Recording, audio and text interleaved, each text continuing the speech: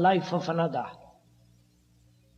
but the inward life of your own, which you have discovered, which you have cherished, which you are living, which is meditation.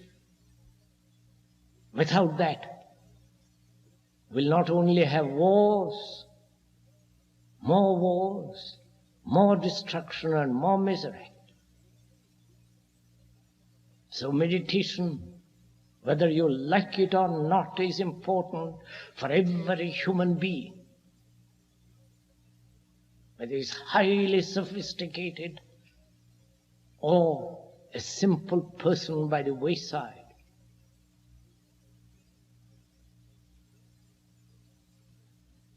So I hope we can together this afternoon take this journey together.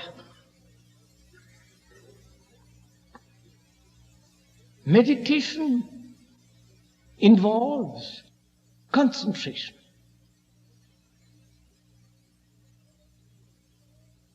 And concentration, as one observes, is a way of exclusion.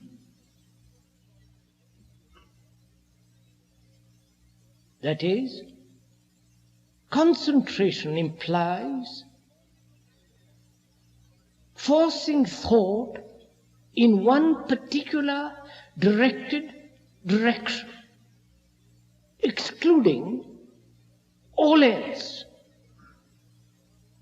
That is generally what is meant by concentration.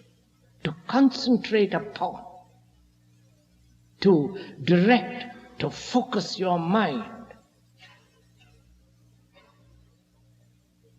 And in doing that, you exclude, you put a barrier, build a wall, so that no other element, thought, influence enters. And in doing that, there is a dualistic process at work, a division, a contradiction, which is fairly obvious, into which we need not go, because our time is very limited and we have to deal in this hour a great deal. So meditation is something other than concentration. Though concentration is necessary, meditation involves much more than concentration or control of thought.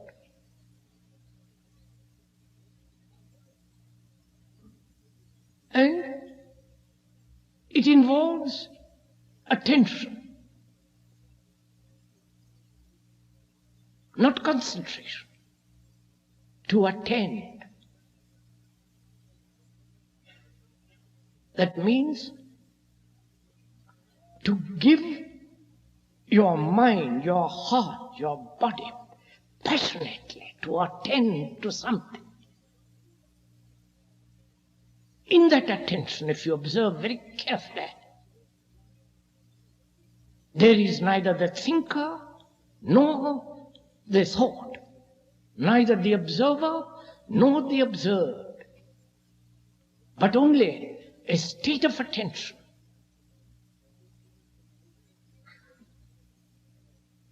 And to attend so completely, so fully, there must be freedom.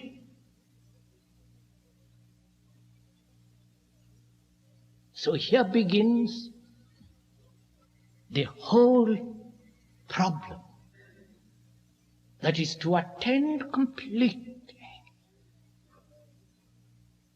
both intellectually, emotionally,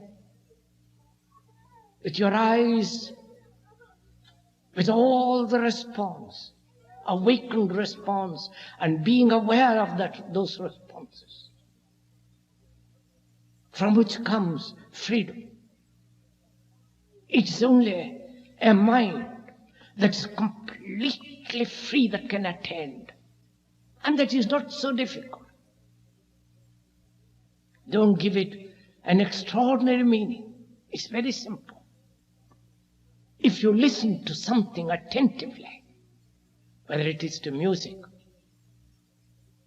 or when the coyotes of an evening call to each other with that weird cry, or when you listen to a bird, or when you listen to the voice of your wife or your husband, to give attention to it. And you do when the challenge is very great, immediate. Then you listen most extraordinarily. When you listen when it's profitable, when it's painful, when you are going to get something out of it.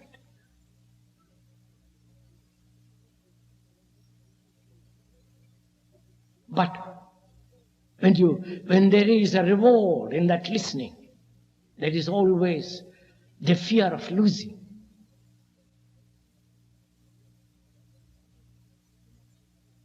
So, in attention, there is freedom.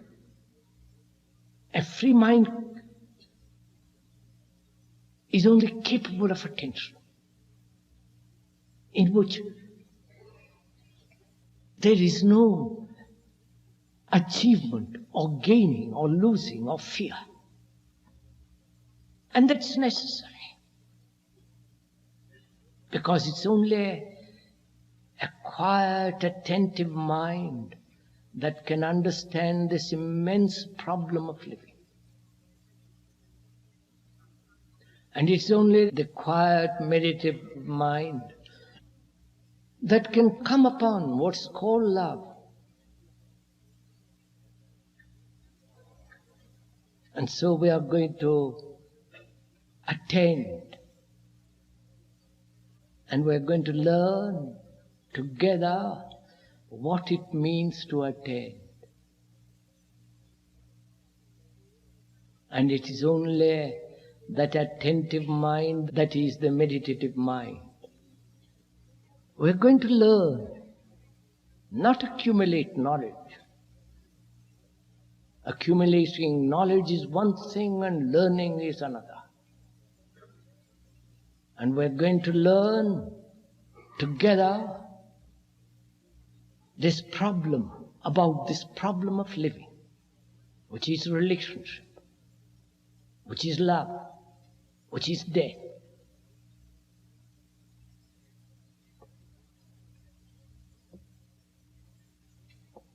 What is living? Not what should be living, not what is the purpose of living, not what is the significance of living, not what is the principle upon which life should be based, not what is the goal of living, but actually what is living as it is now, as it is in our daily life, what it actually is in our private, secret, daily life. Because that's the only fact. And all other things are unreal, illusory, theoretical.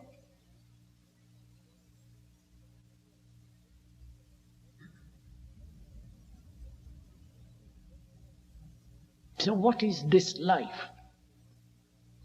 Our life. The life of a private human being. The life of a human being in relationship with society. The relationship with society which he has made, which he has built. This society. And that society holds him prisoner.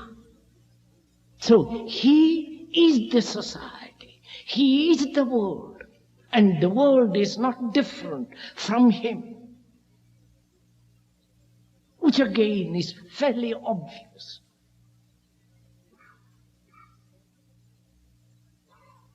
So, we are dealing not with abstractions, not with